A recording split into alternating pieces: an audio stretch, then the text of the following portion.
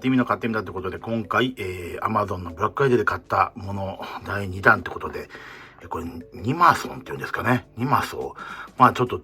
中国でこういう名前のブランドはね、結構たくさんあるんで、まあそれに似たようなブランドなんですけど、まあ、今回買ったのは結構ね、定評、Amazon ですごく安くて、性能がいいので定評な、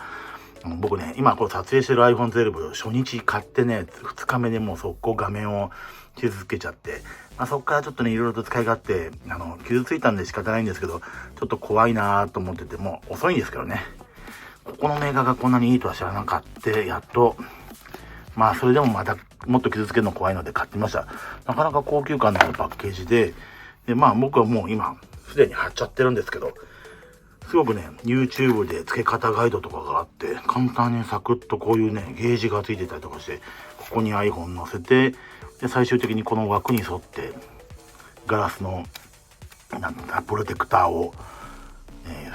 ね、つけるっていうグッズなんですけど、まだね、もっと壊れてももう1枚あるってね、感じで、これ700円ぐらいで、今回の Amazon プライムで売ってました。ということで、